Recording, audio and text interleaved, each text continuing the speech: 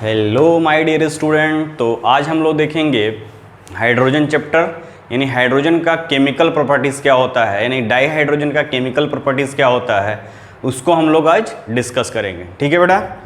तो उसमें हम देखेंगे आज,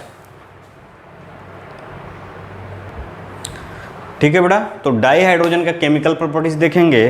तो हेडिंग आज का होगा क्या, chemical properties of di hydrogen. ठीक है बेटा। तो chemical properties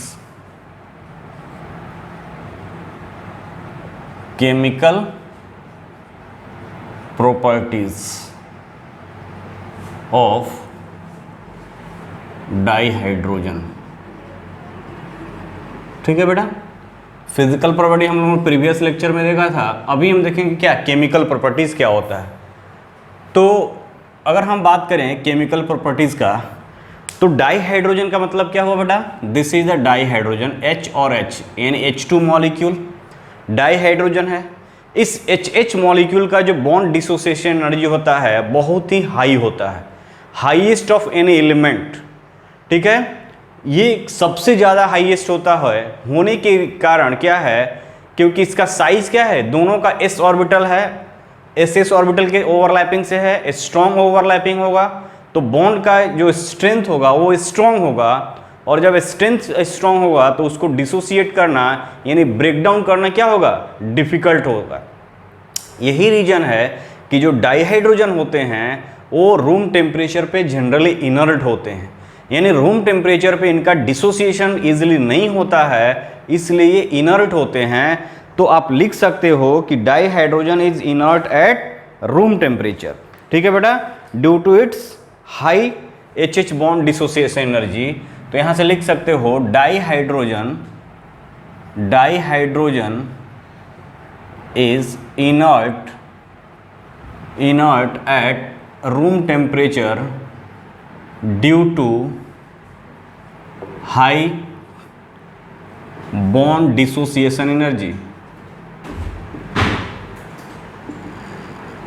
bond dissociation energy, इनका बॉन्ड डिसोसिएशन एनर्जी जो होता है बेटा वो बहुत ही हाई होता है। इस कारण ये रूम टेम्परेचर पे क्या होते हैं, रूम टेम्परेचर पे इनर्ट होते हैं। रूम टेम्परेचर पे ये इनर्ट होते हैं, तो वही हमने लिखा dihydrogen inert at room temperature due to high bond dissociation energy. ठीक है बेटा, ये फर्स्ट पॉइंट हुआ। सेकेंड पॉइंट की अगर बात करोगे तो एट हाई टेम्परेचर पर इनका बॉन्ड डिसोसिएशन एनर्जी जो होता है वो ज़्यादा होने के बावजूद क्या होगा, ब्रेक डाउन हो जाएगा। ठीक है बेटा। तो एट हाई टेम्परेचर पे ये रिएक्टिव होगा। टेम्परेचर अगर ज़्यादा करोगे तो ये क्या होगा, एट हाई टेम्परेचर लिख सकते हो, at high temperature such as in presence of UV light, in presence of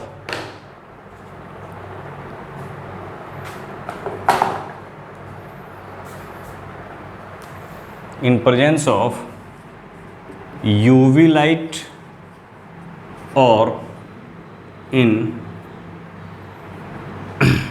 presence of UV light or electric arc, ठीक है, UV लाइट और electric arc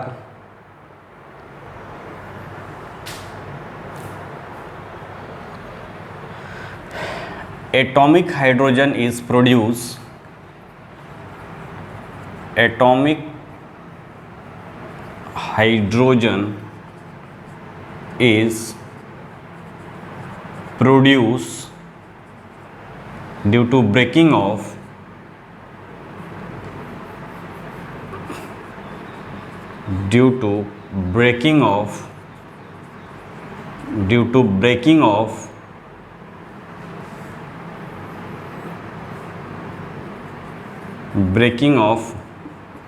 HHH HH bond, ठीक है।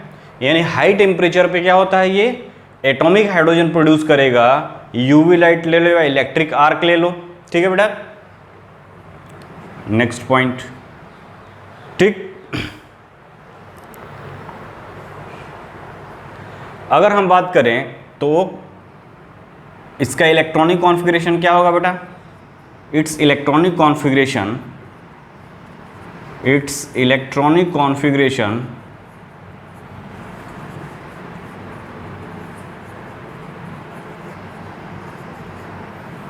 Is 1s1।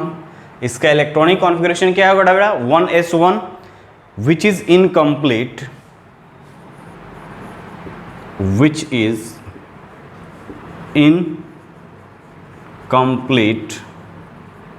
देयरफॉर ये एक हाइड्रोजन के एक electron की कमी है हीलियम गैस कॉन्फ़िगरेशन को एक्वायर करने में। तो इसका अगर एक डाई हाइड्रोजन ब्रेक करेगा तो H में जाएगा, ठीक है, 2H मिलेगा एलिमेंटल फॉर्म में, एटॉमिक हाइड्रोजन मिलेगा। इसका इलेक्ट्रॉनिक कॉन्फ़िगरेशन क्या होगा? 1s1 होगा, विच इज इनकम्प्लीट। देयरफॉर ये क्या कर सकता है? It can loss, first point, it can loss an electron, ये एक इलेक्ट्रॉन लॉस कर सकता है। It can loss an electron to give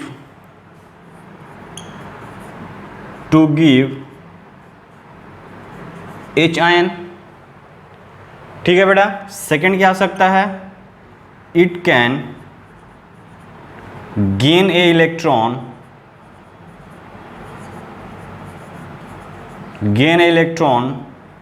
to gives to form hydride ion. H पे माइनस एक इलेक्ट्रॉन ले सकता है, या sharing it's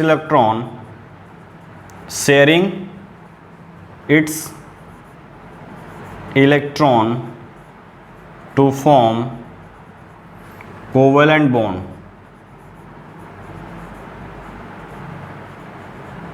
sharing its electron to form covalent bond, ठीक है, विथ अदर एलिमेंट्स, अदर के साथ एक शेयर करके। तो तीन कंडीशन ये शो कर सकता है, या तो अपना H आयन को रिलीज कर दे तो H प्लस पर में चला जाएगा, या एक इलेक्ट्रॉन ले ले, ठीक है, यानी एक इलेक्ट्रॉन को अपना डोनेट करे तो H प्लस में जाएगा, या इलेक्ट्रॉन किसी से ले ले तो हाइड्राइड आयन के फॉर्म में आएगा, या क्या करे अपना इलेक्ट्रॉन को शेयरिंग करके बॉन्ड का फॉर्मेशन कर ले, ठीक है बेटा।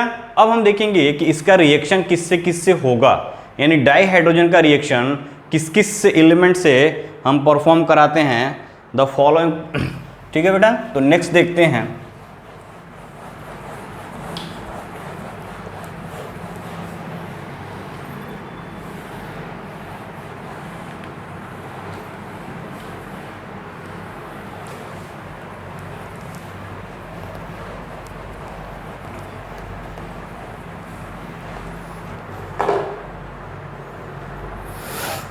तो लिखोगे यहाँ पे following reaction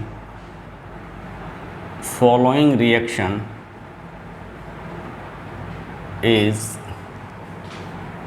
given by dihydrogen. कौन कौन से रिएक्शन ये शो करेगा? तो फर्स्ट है रिएक्शन विथ हैलोजन, ठीक है बेटा। फर्स्ट हम देखेंगे रिएक्शन विथ हैलोजन, ठीक है। हैलोजन का मतलब chlorine, bromine, iodine and fluorine. तो रिएक्शन विथ हैलोजन की बात करोगे तो क्या लिखोगे? It reacts with halogen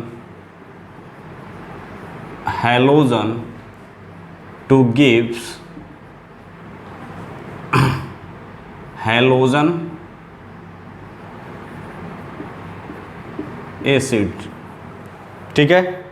halogen halide या हैलोजन एसिड, हैलोजन हैलाइड भी लिख सकते हो, halogen halide it react with halogen two gives halogen halide. ठीक है बेटा। यदि हम बात करें यहाँ पे तो ये H2 है प्लस X2, वेयर X क्या हो सकता है बेटा, फ्लोरीन, क्लोरीन, ब्रोमीन, आयोडीन, ये रिएक्ट करता है। ठीक है, ये रिएक्ट करेगा तो क्या बना देगा, 2HX।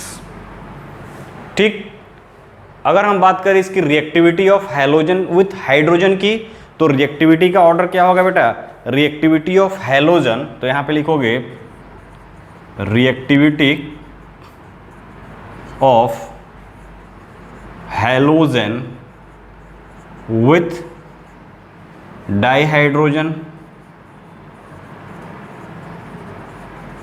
ठीक है बेटा, with hydrogen, reactivity of halogen with dihydrogen की बात करोगे तो सबसे ज़्यादा रिएक्टिविटी जो होता है वो किसका होता है बेटा, फ्लोरीन का, F2, फिर Cl2, फिर Br2 एंड देन आयोडाइड।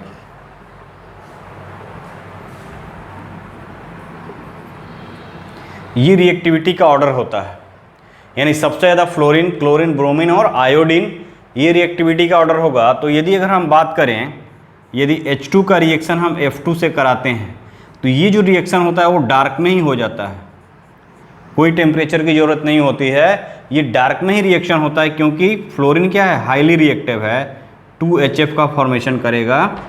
तो यहाँ पे देखोगे बेटा,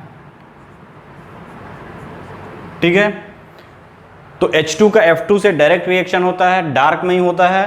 ठीक है, और ये हाइड्रोजन फ्लोराइड बनाता है, फर्स्ट पॉइंट। सेकेंड, अगर हम बात करें इसी H2 का अगर क्लोरीन के साथ रिएक्शन कराओगे तो ये सनलाइट के प्रेजेंस में होता है, H2 प्लस Cl2, यानी रूम टेम्परेचर, सनलाइट के प्रेजेंस में तो 2HCl।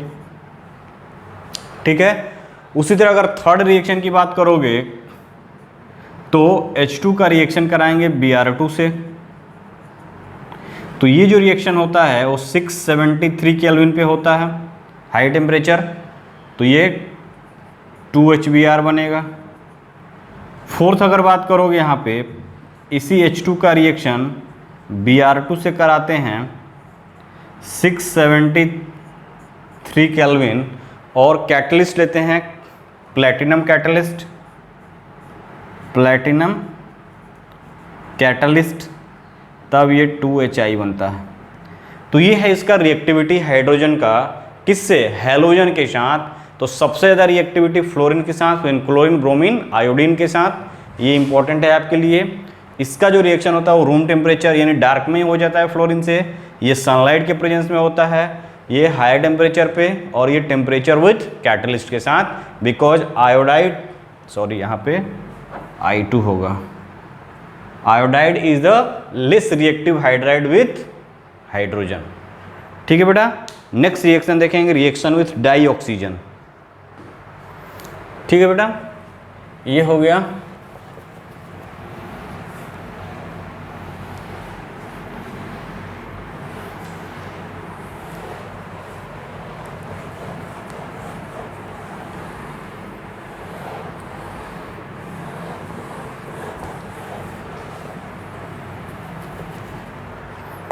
सेकेंड रिएक्शन है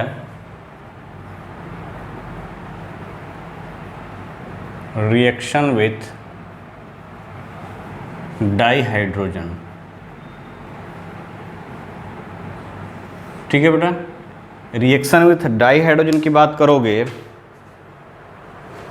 ओ sorry dioxygen, reaction with dioxygen या ऑक्सीजन। ठीक है,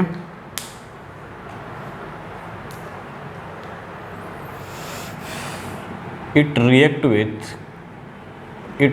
विथ कौन, dihydrogen, with react with die oxygen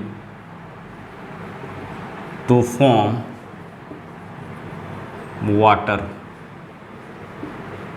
ये वाटर फॉर्म करता है। ठीक है बेटा, water, this reaction is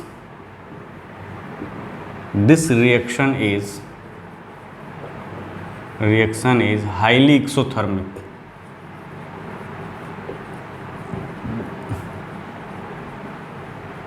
highly exothermic होता है, ठीक है। ये जो रिएक्शन होता है वो हाईली एक्सोथर्मिक यानी हीट इवॉल्व होता है यहाँ पे, ठीक है बेटा।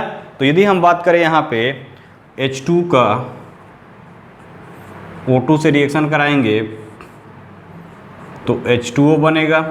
इसको बैलेंस करने के लिए 2 लगाओगे यहाँ पे ये 2 हो जाएगा, ठीक है। ये जो रिएक्शन होता है वो क्या होता है, हाईली एक्सोथर्मिक, यानी कि Q जो होगा वो निगेटिव आएगा, ठीक है। यानी कि डेल्टा H की वैल्यू बात करोगे तो डेल्टा H की वैल्यू क्या होगा बेटा,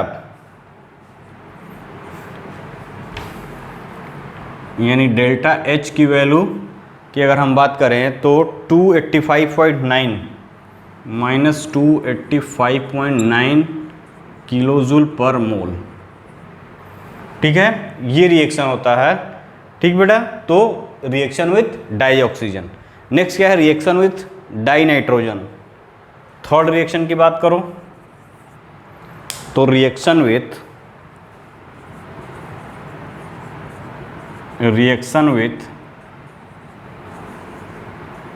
डाई नाइट्रोजन,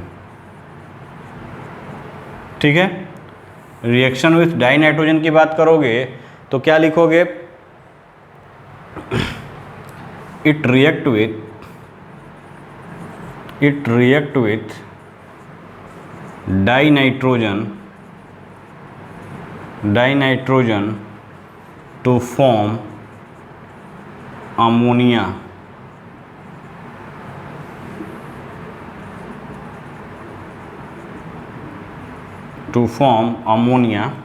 ठीक है। और यही क्या है, formation of ammonia with the help of Haber process इसको बोलते हैं। तो देखो H2 का रिएक्शन करा रहे किससे, N2 से,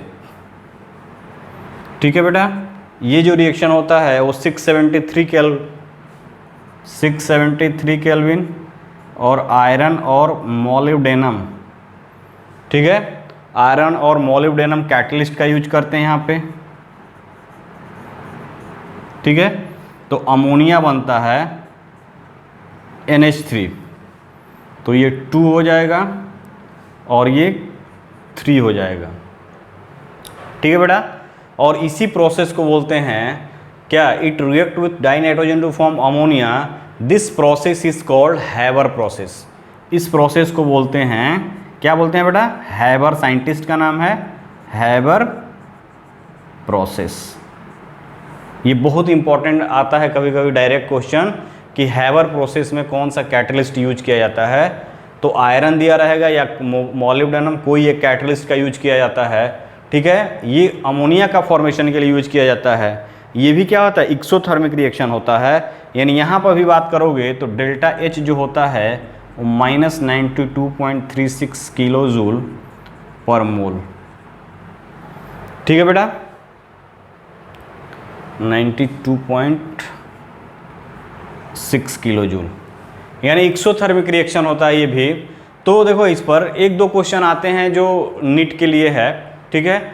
यानी कि ये एक्सोथर्मिक रिएक्शन है तो जब इक्विलिब्रियम चैप्टर पढ़ोगे तो वहाँ एक्सोथर्मिक और एंडोथर्मिक का कॉन्सेप्ट तुमको मिलेगा। एक्सोथर्मिक में क्या होता है, रिएक्शन में हीट इवॉल्व होता है और एंडोथर्मिक में हीट कंज्यूम होता है, ठीक है बेटा। तो यहाँ हीट इवॉल्व होता है। तो जितने भी एक्सोथर्मिक रिएक्शन होते हैं, थर्मोडायनेमिक्स अगर पढ़े होगे तो जितने भी एक्सोथर्मिक रिएक्शन होते हैं वो लो टेम्परेचर पे होते हैं। यानी वहाँ पे लो टेम्परेचर की रिक्वायरमेंट होती है और लो टेम्परेचर और हाई प्रेशर। तो यदि लो टेम्परेचर और हाई प्रेशर करेंगे तो क्या होगा, प्रेशर हाई करेंगे तो गैस लिक्विफाइड होगा और लिक्विड, ठीक है। और ये लिक्विफाइड होगा तो ये अमोनिया बनेगा लिक्विड। ये गैसियस फॉर्म में है, ये लिक्विड बनेगा। तो एक क्वेश्चन इस पर आता है कि इन हैबर प्रोसेस, ठीक है, फर्स्ट पॉइंट की एक्सोथर्मिक रिएक्शन है। सेकेंड पॉइंट क्या है, हैबर प्रोसेस में रिएक्शन फॉरवर्ड डायरेक्शन में कब मूव करेगा, जब वो लो टेम्परेचर और हाई प्रेशर हो। ध्यान से सुनना, it is a exothermic reaction and reaction move to forward direction, यानी फॉरवर्ड डायरेक्शन में जाने के लिए इसके पास लो टेम्परेचर और हाई प्रेशर चाहिए। तो मैक्सिमम जो एक्सोथर्मिक रिएक्शन होते हैं वो लो टेम्परेचर और हाई प्रेशर पे फॉरवर्ड मूव करेंगे, और फॉरवर्ड मूव करेंगे तो प्रोडक्ट क्या होगा, लार्जर अमाउंट में हमको मिलेगा। तो हैबर प्रोसेस में एक्सोथर्मिक रिएक्शन होता है और रिएक्शन मोस्ट फेवरेबल होता है, low temperature and high pressure पे रिएक्शन फॉरवर्ड डायरेक्शन में मूव करेगा, यानी ज़्यादा से ज़्यादा हमको प्रोडक्ट मिलेगा। ठीक है बेटा, तो इस तरह से क्वेश्चन आते हैं, थोड़ा आप इस पर ध्यान देना। अब देखो रिएक्शन विथ मेटल, ये थर्ड हो गया। फोर्थ की बात करेंगे।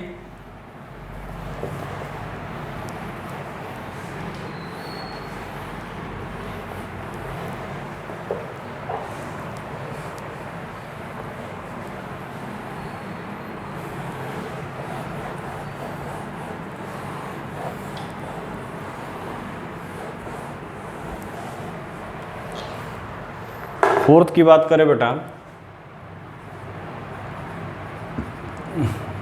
Reaction with metal. मेटल के साथ क्या रिएक्शन होगा, ठीक। तो it combined with metal, many metal at high temperature, it combined with many metal at high temperature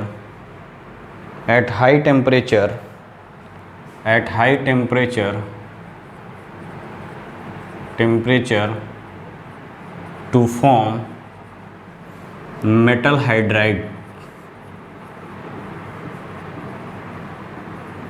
ठीक है, टू फॉर्म मेटल हाइड्राइड का फॉर्मेशन करता है। जैसे ये है H2 प्लस मेटल, क्या बना देगा बेटा, MH। ये हो गया।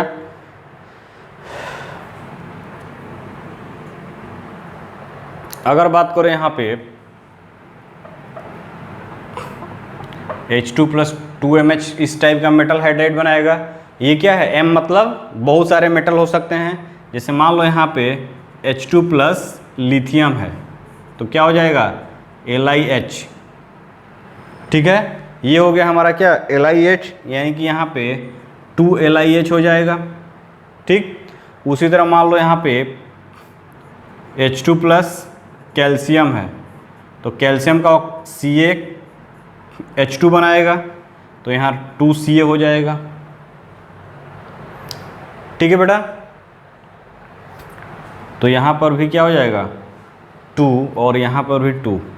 तो ये मेटल हाइड्राइड है। मेटल हाइड्राइड का मतलब क्या हुआ कि ये Li प्लस और H माइनस में ब्रेक डाउन होगा, दिस इज द हाइड्राइड, इसीलिए इसको बोलते हैं मेटल हाइड्राइड।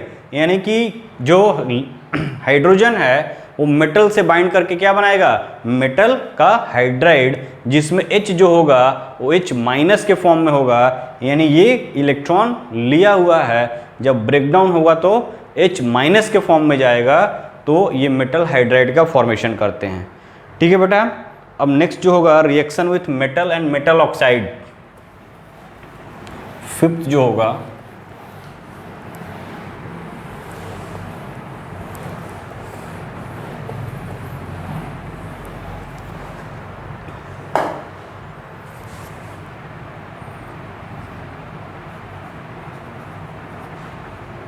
reaction with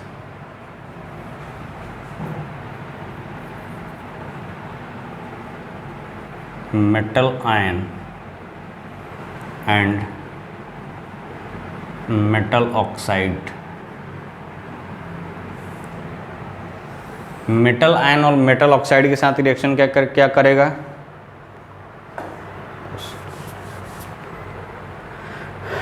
ठीक है, तो लिखोगे it react with metal ion it react with metal ion in aqueous solution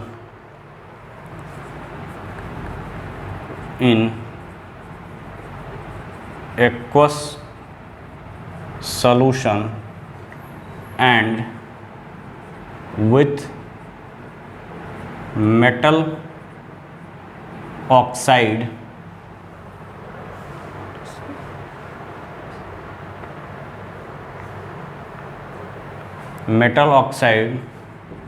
less active than iron, ठीक है, it react with metal ion in aqueous solution and with metal oxide less active than iron into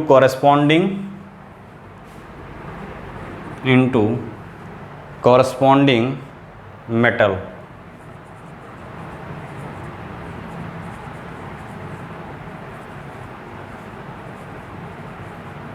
ठीक है बेटा, यानी ये क्या होगा, अगर ये H2 है मान लो और ये पैलेडियम है, ठीक है, पैलेडियम 2+ के फॉर्म में है, तो क्या जाएगा यहाँ पे H2 है PDH बनाएगा, यानी कि पैलेडियम क्या होगा, पैलेडियम अपना इलेक्ट्रॉन इससे ले लेगा तो ये मेटेलिक फॉर्म में चला जाएगा PD प्लस ये 2H+ के फॉर्म में रह जाएगा। ठीक है बेटा, उसी तरह अगर मान लो YH2 है और MXOI है मेटल ऑक्साइड, ठीक है, तो क्या बना देगा XM, ठीक है, ये XM बनाएगा, यानी कि इसका ये बना, फिर क्या हो जाएगा YH2O। यानी कहने का मतलब ये क्या है कि इसको क्या कर रहा है, रिड्यूस कर रहा है, ठीक है, मेटल ऑक्साइड को मेटेलिक फॉर्म में लेके जा रहा है, यानी मेटल आयन को भी और मेटल ऑक्साइड में भी क्या है, ये आयनिक फॉर्म में है, तो इसको किस फॉर्म में ले जा रहा है, एलिमेंटल फॉर्म में ले जा रहा है, यानी इसको रिड्यूस कर रहा है बेटा, ठीक है, यानी act as a reducing agent, इनको रिड्यूस कर रहा है। नेक्स्ट बात करो reaction with organic compound. Reaction with organic compound, ये ऑलरेडी तुम पढ़े हुए हो कि हाइड्रोजन कहाँ कहाँ रिएक्ट करता है, डिहाइड्रोजनेशन रिएक्शन होता है। रिएक्शन विथ ऑर्गेनिक कंपाउंड की बात करोगे, ऑर्गेनिक कंपाउंड, ठीक है बेटा, तो ये क्या होता है, हाइड्रोजनेशन रिएक्शन करता है। तो जो वेजिटेबल ऑयल्स होते हैं, ठीक है, वो वेजिटेबल ऑयल्स होते हैं वो अनसेचुरेटेड होते हैं, अनसेचुरेटेड फैटी एसिड होते हैं, उनका हम हाइड्रोजनेशन कर देते हैं तो वो घी में कन्वर्ट होते हैं, और इस प्रोसेस को क्या बोलते हैं, हाइड्रोजनेशन, और ये निकल कैटलिस्ट के प्रेजेंस में कराते हैं। तो बहुत फेमस क्वेश्चन प्रीवियस ईयर पूछा जाता था किसमें, नीट में, यानी कि हाइड्रोजनेशन रिएक्शन यानी वनस्पति ऑयल को वनस्पति घी में कन्वर्ट करने के कौन सा कैटलिस्ट यूज किया जा सकता है, किया जाता है तो निकल कैटलिस्ट का यूज करते हैं, और इस प्रोसेस को बोलते हैं हाइड्रोजनेशन। यानी कि रिएक्शन विथ ऑर्गेनिक कंपाउंड, अगर हाइड्रोजन की बात करोगे तो ये क्या करेगा, 2 हाइड्रोजन ऐड करेगा अक्रॉस अनसेचुरेटेड डबल बॉन्ड या ट्रिपल बॉन्ड के अलोंग, तो क्या बना देगा, सेचुरेटेड कंपाउंड। तो आप लिख सकते हो क्या, वेजिटेबल ऑयल, वेजिटेबल, ठीक है, vegetable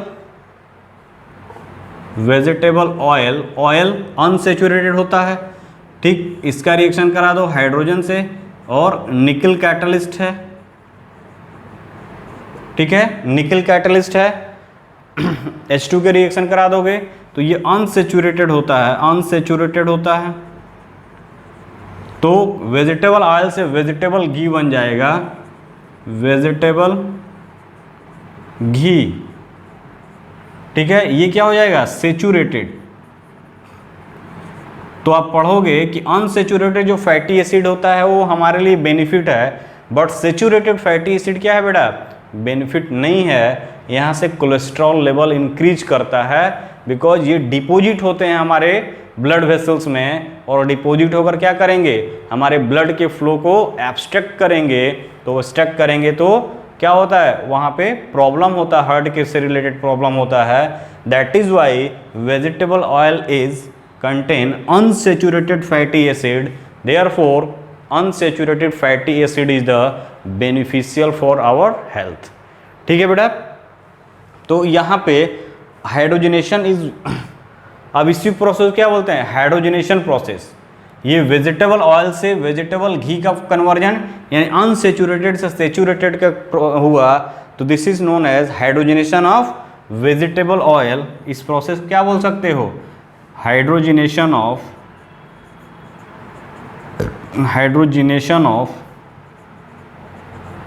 vegetable oil into vegetable घी। ठीक है, इसी को बोलते हैं क्या, हाइड्रोजनेशन रिएक्शन। सेकेंड अगर बात करोगे, रिएक्शन विथ ऑर्गेनिक कंपाउंड की बात हो गया। अब नेक्स्ट जो रिएक्शन है हाइड्रोफॉर्माइलेशन रिएक्शन ऑफ एल्कीन, ये इसमें फर्स्ट रिएक्शन था रिएक्शन विथ ऑर्गेनिक कंपाउंड में। सेकेंड जो रिएक्शन होगा रिएक्शन विथ, इसको हटाते हैं,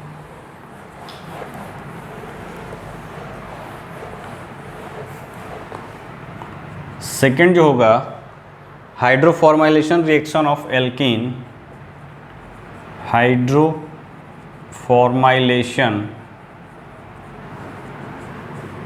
reaction of alkene.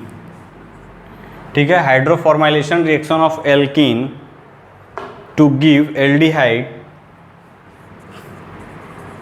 to give aldehyde which further reduced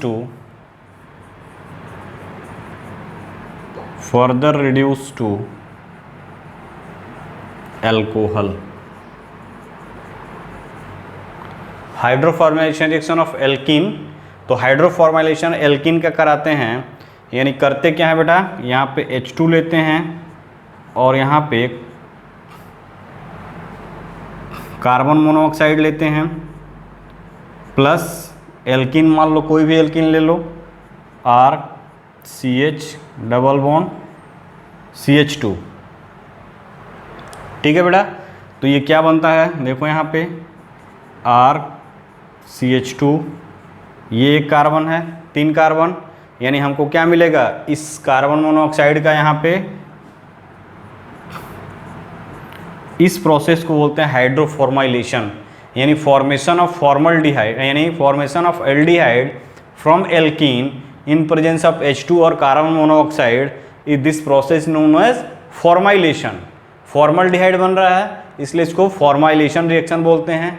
ठीक है, इस फॉर्माइलेशन रिएक्शन में फिर हम इसका H2 से अगर रिएक्शन करा दें, ठीक है बेटा, H2PT से रिएक्शन करा दें तो RCH2 CH2, फिर ये क्या हो जाएगा, CH2OH, एल्कोहल में कन्वर्ट हो जाएगा।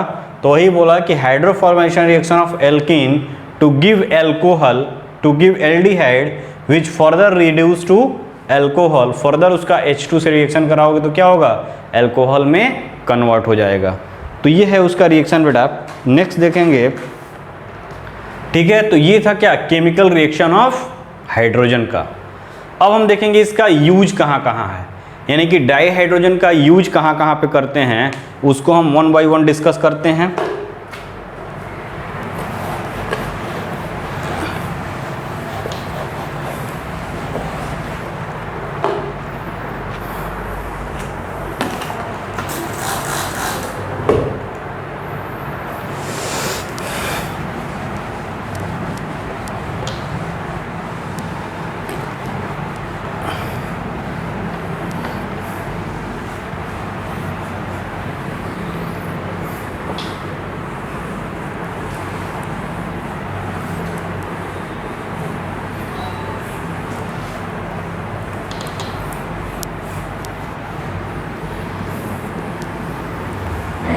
ठीक है बेटा, अब लिखो use of di hydrogen.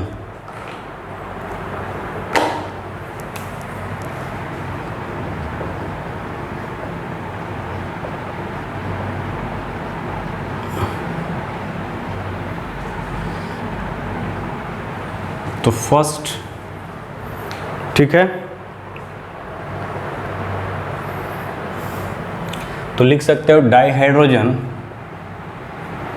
Dihydrogen is used in the synthesis of ammonia in Haber process.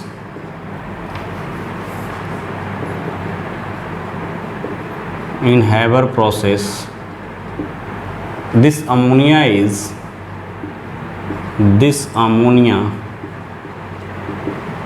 is further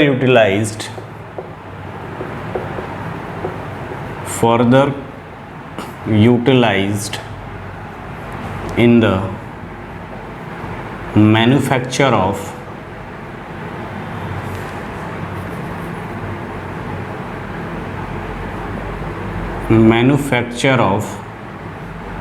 nitric acid and nitrogenous fertilizer.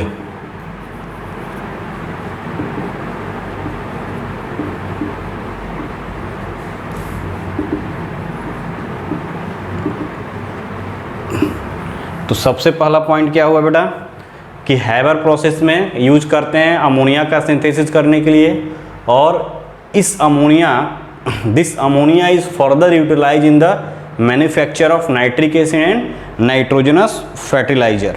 ठीक है, second point, it is used in hydrogenation of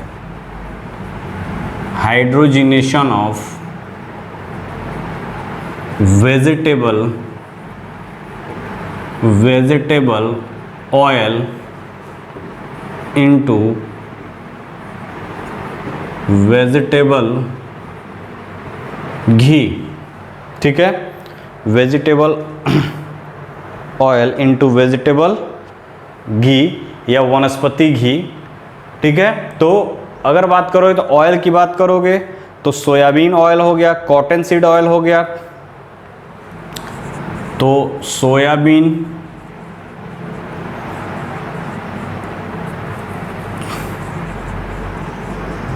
cotton, ठीक है, soybean हो गया, cotton seed हो गया।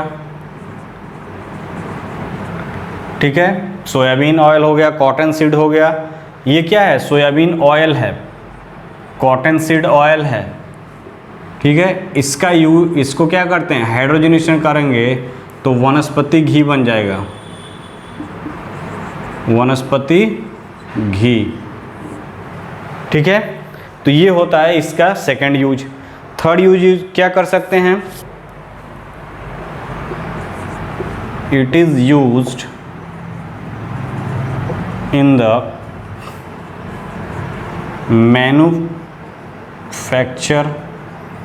Of methanol.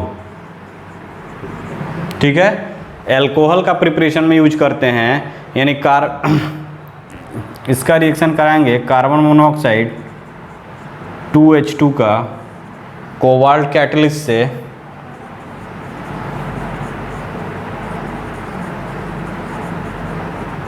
तो CH3OH। ठीक है, ये मेथेनॉल बनेगा।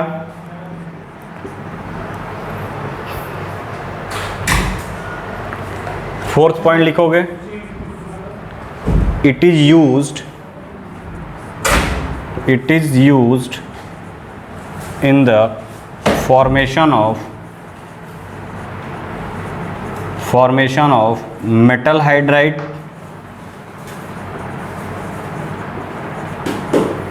ठीक है, मेटल हाइड्राइड के फॉर्मेशन में यूज किया जाता है। And preparation of hydrogen halide, hydrogen halide के लिए यूज किया जाता है। ठीक है, फोर्थ पॉइंट हो गया। फिफ्थ पॉइंट लिखेंगे,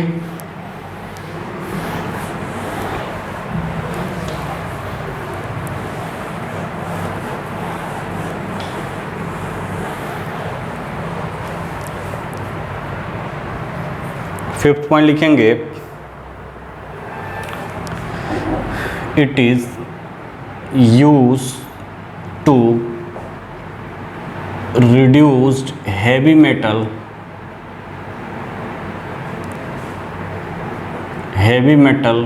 to metal. It is used to reduce heavy metal oxide to metallic form in metallurgical process. 6 point की बात करोगे,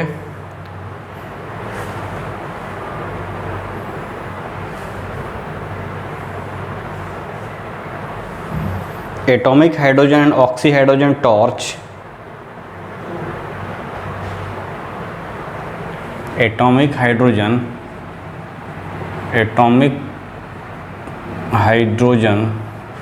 और oxy hydrogen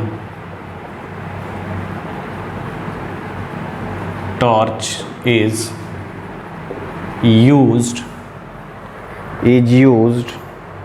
for cutting and welding purpose, is used for cutting and welding purpose. ठीक है,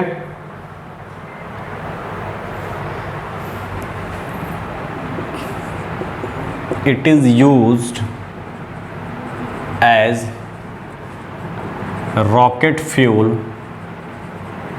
इन research space, in space research.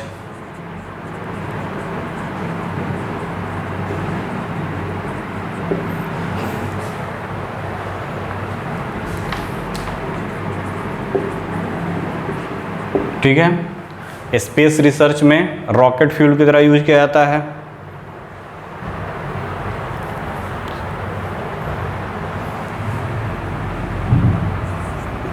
It is used in fuel cell to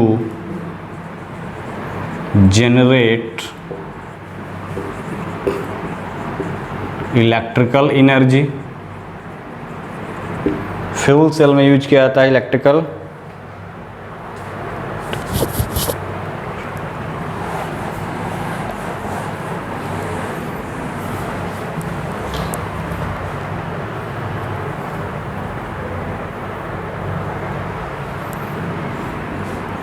it does not pollute, it does not produce any pollution, it does not produce any pollution and release greater energy and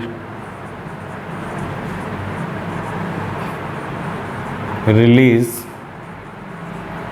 greater energy per unit mass of fuel, per unit mass of fuel in comparison to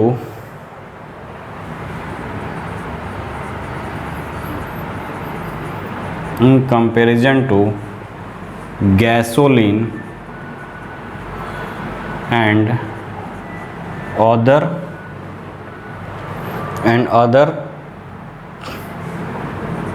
fuels. ठीक है, तो ये fuels की तरह hydrogen energy use किया जाता है। ठीक है, हाइड्रोजन एनर्जी का use as a fuel, because क्या करता है, ये पॉल्यूशन काज नहीं करेगा। ठीक है, और दूसरा इसका एनर्जी का प्रोडक्शन जो होगा पर यूनिट मास ज़्यादा होता है as compare to gasoline and other fuel से। तो ये कुछ क्या है बेटा, ये कुछ हमारा क्या है, एप्लीकेशन है डाई हाइड्रोजन का। ठीक है, तो इस एप्लीकेशन को आप थोड़ा बहुत ध्यान में रखना कि क्या क्या एप्लीकेशन है। कटिंग एंड वेल्डिंग प्रोसेस में यूज किया जाता है। अमोनिया का प्रिपरेशन में यूज किया जाता है, हाइड्रोजनेशन में यूज किया जाता है, ठीक है, रॉकेट फ्यूल में यूज किया जा सकता है। Dihydrogen as a substituent for क्या, high energy, electrical energy produce करता है फ्यूल सेल में, ठीक है, पॉल्यूशन नहीं काज करता है, इको फ्रेंडली होता है, इन्वायरमेंट फ्रेंडली होता है, ठीक है। तो ये सब चीज़ें हैं जो कि आपको क्या करना है, थोड़ा बहुत याद रखना है चीज़ों को कि कहाँ कहाँ इसका एप्लीकेशन है, ठीक है बेटा। अगर हम बात करें यहाँ पे, ठीक, तो नेक्स्ट जो इसमें टॉपिक है वो है हाइड्राइड।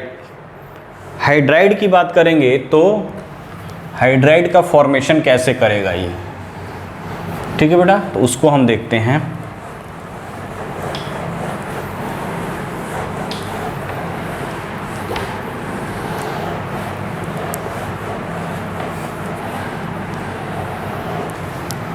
क्या देखेंगे हम लोग, हाइड्राइड।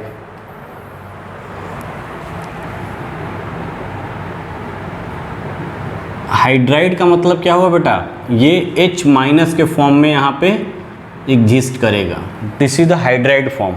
और ये कब होगा, जब ये क्या हो इस पर नेगेटिव चार्ज कब आएगा, जैसे मान लो एक मेटल है और ये H है, तो इस मेटल का अगर इलेक्ट्रोनेगेटिविटी कम होगा इस हाइड्रोजन से, तभी ये बॉन्ड इधर ब्रेक होगा, तो ये M प्लस में जाएगा और H माइनस में जाएगा, ठीक है। तो ये हाइड्राइड के फॉर्म में है, this is the hydride ion, यानी कि वह मेटल जिसकी इलेक्ट्रोनेगेटिविटी इस हाइड्रोजन से कम होगी, अगर इससे कंबाइंड होगा तो एटॉमिक यानी मेटेलिक, यानी कि वो क्या हाइड्राइड जनरेट करेगा। तो लिखोगे क्या, dihydrogen combined with almost all element except noble gas.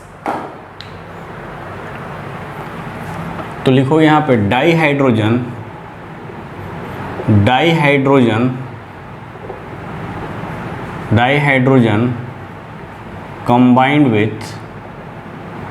combined with almost all metal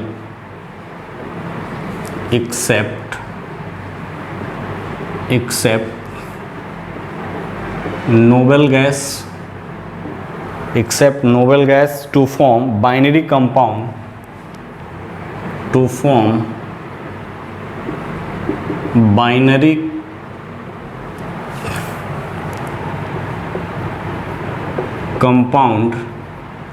ठीक है, to form binary compound called hydride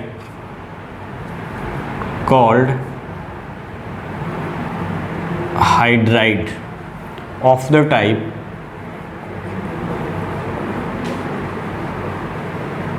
ठीक है, of the type EHX of the type. ये किस तरह से बनाएगा बेटा, EHX यानी कि मेटल ई मेटल हो, जैसे MH2 बना सकता है, ठीक है बेटा। उसी तरह और EMHN, ठीक है, यानी यहाँ पे क्या हो सकता है, B2H6 हो सकता है।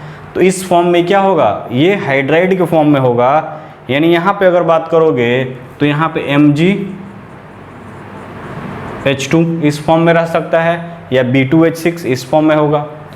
तो अगर मेटल की इलेक्ट्रोनेगेटिविटी कम है हाइड्रोजन से, तो क्या करेगा, वो मेटल का हाइड्राइड बनाएगा, ठीक है, of the type EHX type या EMHN टाइप। अगर EHX की मतलब क्या करोगे, 2 हो गया, यहाँ पे इस तरह से बोरोहाइड्राइड हो गया। तो अब हम देखेंगे क्लासिफिकेशन ऑफ हाइड्राइड, यानी क्लासिफिकेशन ऑफ हाइड्राइड की बात करोगे कि कितने तरह के हाइड्राइड बनाएगा, उसको देखता हूँ।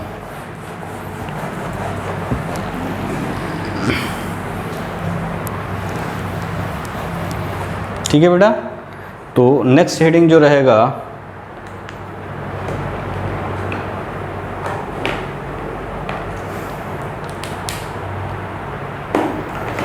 क्या होगा बेटा, क्लासिफिकेशन ऑफ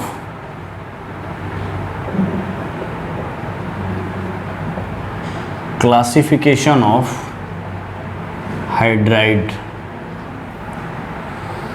ठीक है, क्लासिफिकेशन अगर हाइड्राइड की बात करेंगे तो सबसे फर्स्ट जो होता है दैट इज द आयनिक और साल्ट लाइक, इसको बोलते हैं सैलाइन, आयनिक और सैलाइन और साल्ट लाइक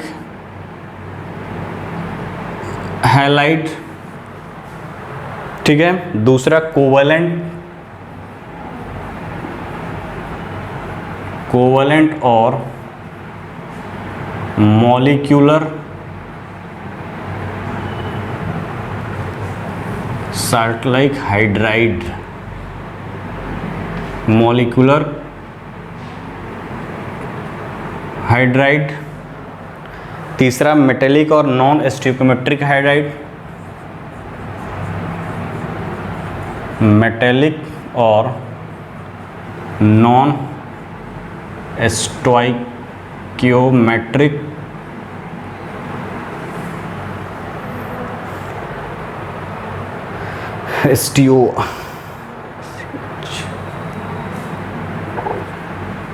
स्टोइकियोमेट्रिक हाइड्राइड,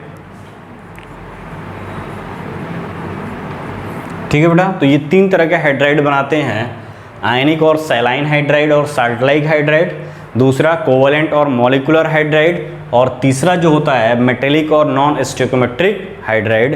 ये वन बाय वन डिस्कस करेंगे। तो सबसे पहले क्या बोलोगे यहाँ पे, आयनिक और salt like haline saline hydride. तो फर्स्ट जो हेडिंग होगा वो क्या होगा बेटा, आयनिक और सैलाइन और साल्ट लाइक हाइड्राइड। तो यहाँ पे क्या होगा, हाईली इलेक्ट्रोपॉजिटिव एलिमेंट, यहाँ पे लिखोगे हाईली इलेक्ट्रोपॉजिटिव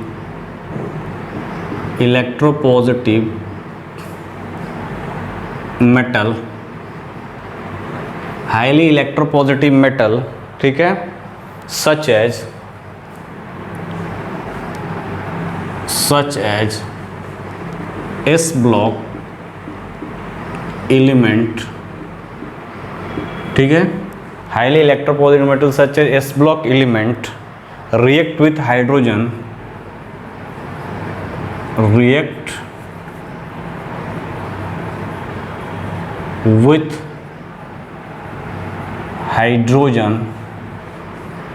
to form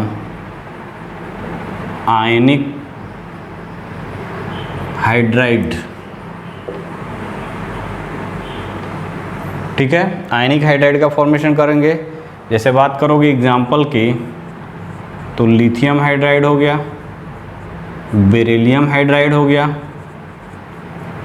ठीक है। उसी तरह मैग्नीशियम हाइड्राइड हो गया, MgH2, ठीक है। ये सब क्या है, आयनिक हाइड्राइड है। आयनिक क्यों है बेटा, क्योंकि इनके इलेक्ट्रोनेगेटिव डिफरेंस ज़्यादा है।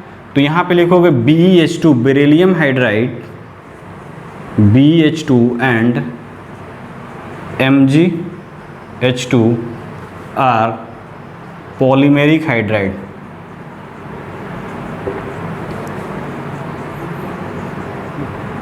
यानी ये पॉलीमेरिक हाइड्राइड होगा। इस ब्लॉक जब एलिमेंट पढ़ाएंगे तो वहाँ पे इसका पूरा स्ट्रक्चर मैग्नीशियम और बेरिलियम का हम डिस्कस करेंगे। यहाँ पे ये केवल तुम जानोगे कि बेरिलियम हाइड्राइड और मैग्नीशियम हाइड्राइड जो होते हैं वो पॉलीमेरिक हाइड्राइड होते हैं, ठीक है।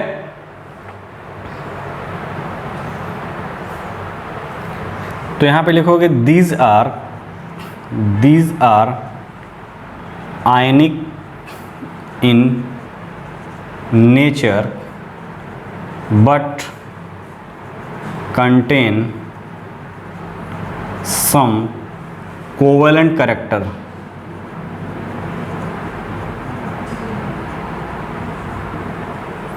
तो देखो बेटा, कोवेलेंट कैरेक्टर की बात करो, ये आयनिक तो हैं बट कोवेलेंट कैरेक्टर को कंटेन किए हैं। क्यों? क्योंकि पोलराइजिंग पावर जो फॉजन्स रूल के अकॉर्डिंग जो होता है, जिसका पोलराइजिंग पावर ज़्यादा होता है उसमें कोवेलेंट कैरेक्टर ज़्यादा होता है। और पोलराइजिंग पावर क्या होता है, चार्ज अपॉन साइज, ठीक है। यदि हम बात करें यहाँ पे चार्ज अपॉन साइज की, ठीक है, तो चार्ज अपॉन साइज की अगर बात करेंगे तो पोलराइजिंग पावर कोवेलेंट कैरेक्टर, देखो आयनिक कंपाउंड में आयनिक कंपाउंड में कोवेलेंट कैरेक्टर को डिफाइन करने के लिए हम फजान्स रूल को अप्लाई करते हैं और उसमें एक टर्म है पोलराइजिंग पावर। एक होता है पोलराइजेबिलिटी और एक होता है पोलराइजिंग पावर, दोनों में डिफरेंस है। पोलराइजिंग पावर का मतलब होता है चार्ज अपॉन साइज, ठीक है। चार्ज अपॉन साइज की बात करोगे यानी पोलराइजिंग पावर, पोलराइजिंग पावर जो होता है वो बेटा वो चार्ज अपॉन साइज, ठीक है। और पोलराइजेबिलिटी दोनों अलग अलग चीजें हैं। तो आयनिक कंपाउंड में कोवेलेंट कैरेक्टर को फाइंड करने के लिए दिस पोलराइजिंग पावर का यूज करते हैं। यानी कि हमने बताया कि ये जो आयनिक हाइड्राइड बना रहे हैं, आयनिक तो है बट इसमें सम कोवेलेंट कैरेक्टर भी है। तो ये आयनिक होती हुई भी इनमें कोवेलेंट कैरेक्टर है due to the Fajans rule. According to Fajans rule, जिसमें पोलराइजिंग पावर ज़्यादा होगा उसमें कोवेलेंट कैरेक्टर भी ज़्यादा होगा। और पोलराइजिंग पावर कैसे निकालते हैं? चार्ज अपॉन साइज पे। तो चार्ज की बात करोगे तो लिथियम पे प्लस, पर बेरिलियम पे भी प्लस चार्ज, मैग्नीशियम पे भी प्लस चार्ज। तो क्या है बेटा, चार्ज तो सेम है, ठीक है। लिथियम, बेरिलियम, मैग्नीशियम, कैल्शियम, ठीक। Hydrogen, lithium, sodium, potassium, rubidium, beryllium, magnesium.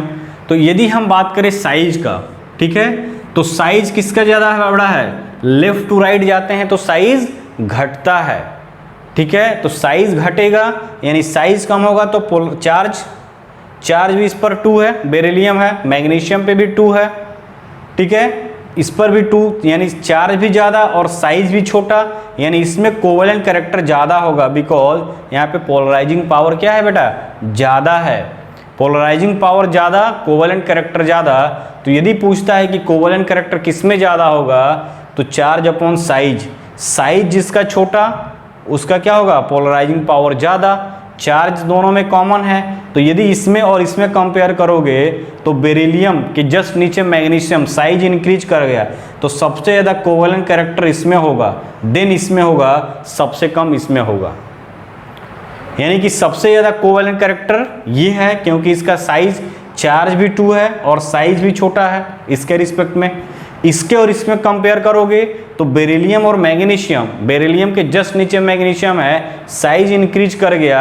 जब साइज इंक्रीज कर गया तो ये क्या हो जाएगा? कम हो जाएगा, यानी पोलराइजिंग पावर कम, कोवेलेंट कैरेक्टर कम, यानी कि बेरिलियम हाइड्राइड में क्या होगा? कोवेलेंट कैरेक्टर ज़्यादा होगा।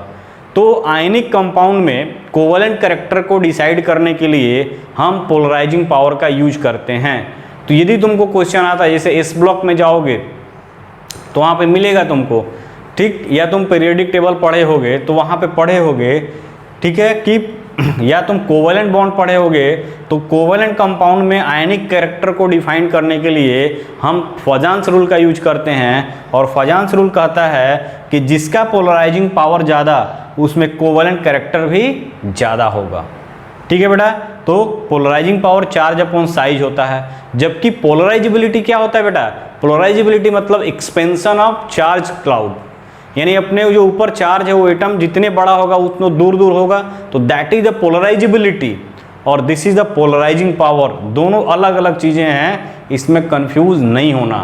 Polarising power is use to decide the covalent character in ionic compound. किसी भी आयनिक कंपाउंड में यदि पूछता है, ये बहुत फेमस क्वेश्चन आता है कि कोवेलेंट कैरेक्टर का ऑर्डर बताइए, 4-5 और आयनिक कंपाउंड दिया रहेगा, तो इस कंसेप्ट से लगाओगे तो तुम्हारा आंसर गलत नहीं होगा। चार्ज अपॉन साइज, अगर मान लो किसी में चार्ज कॉमन है, सब Mg+2 वाले हैं, तो साइज देखोगे, जिसका साइज ज़्यादा होगा पोलराइजिंग पावर कम होगा, और जब पोलराइजिंग पावर कम होगा तो कोवेलेंट कैरेक्टर भी कम होगा, ठीक है। तो ये था बेटा, तो यहाँ पे लिख सकते हो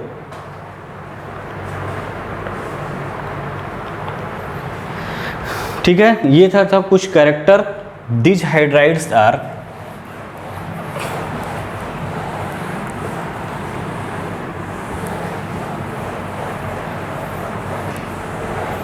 आयनिक हाइड्राइड की बात करो, this hydride are crystalline, these hydride are crystalline, non volatile, non volatile होता है, क्रिस्टलाइन होता है, नॉन वोलाटाइल होता है, and non conducting in solid state and non conducting in solid state. These hydride are crystalline, non-volatile and non-conducting solid state.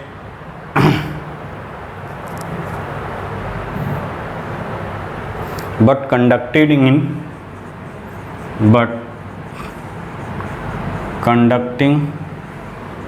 in liquid state या in solution state. Conducting in liquid state, conducting in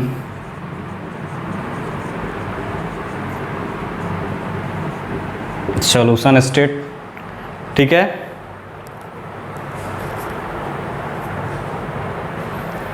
on electrolysis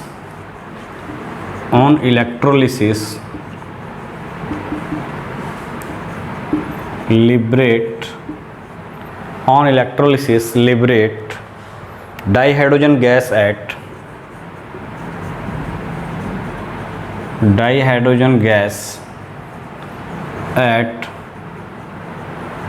anode. Anode पे क्या देगा बेटा? Dihydrogen which confirm the existence of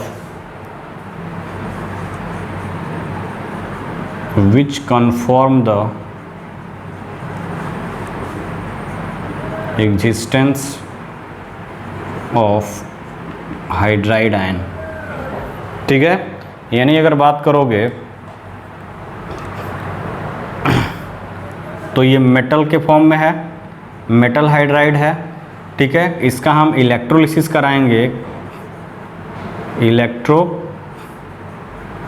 कराएंगे तो क्या दे रहा है बेटा? हाइड्राइड आयन दे रहा है. ठीक है, H2 गैस दे रहा है, प्लस इलेक्ट्रॉन रिलीज होगा. ठीक है, 2 इलेक्ट्रॉन रिलीज होगा. ठीक, अगर ये मान लो 2MH के फॉर्म में, यानी कि ये H आयन के फॉर्म में आया होगा.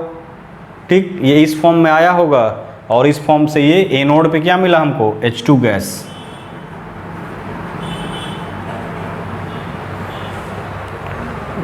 एनोड पे हमको H2 गैस मिला और ये किससे बना होगा? इस हाइड्राइड से ही बना होगा, जो कि कंफर्म कर रहा है किसके? प्रेजेंस ऑफ हाइड्राइड का. तो ये है बेटा आयनिक हाइड्राइड. नेक्स्ट लेक्चर में हम लेकर आएंगे आपको कोवलेंट हाइड्राइड के बारे में और स्टोइकोमेट्रिक और नॉन मेटेलिक हाइड्राइड के बारे में. ठीक है, मेटेलिक हाइड्राइड के बारे में.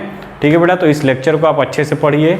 बहुत ही NCERT बेस्ड क्वेश्चन आते हैं, तो जहाँ यहाँ डीप में जाने की ज़रूरत नहीं है. NCERT का जितना क्वेश्चन है आपको आना चाहिए, उससे बाहर से इस पे क्वेश्चन नहीं बनते हैं. ठीक है, तो NCERT से ही रिलेटेड हम आपको क्या कर रहे हैं, यहाँ पे मटेरियल दे रहे हैं. ज़्यादा डेप्थ में वेरिएशन नहीं है, जैसे ऑर्गेनिक केमिस्ट्री में होता है, वहाँ वेरिएशन बहुत ज़्यादा है. बट यहाँ पे आपको स्ट्रेट फॉरवर्ड मूव करना है, 1 बाय 1 देखते जाना है, जो इम्पोर्टेंट पॉइंट है उसको शॉर्ट आउट करते जाना है. ठीक है बेटा, तो आज इस लेक्चर को यहीं क्लोज करते हैं. एंड आई होप आपको ये चैप्टर और ईजी होते जाएगा जैसे जैसे क्या होगा, आगे बढ़ेगा. और आप मेरे साथ इसको नोट्स बनाते चलिए और रटते चलिए, तैयारी करते चलिए, इसको रिवीजन करते चलिए, क्योंकि जब तक आप 2-4 बार नहीं रिवाइज करोगे ये दिमाग में घुसने वाली चीज़ें नहीं हैं.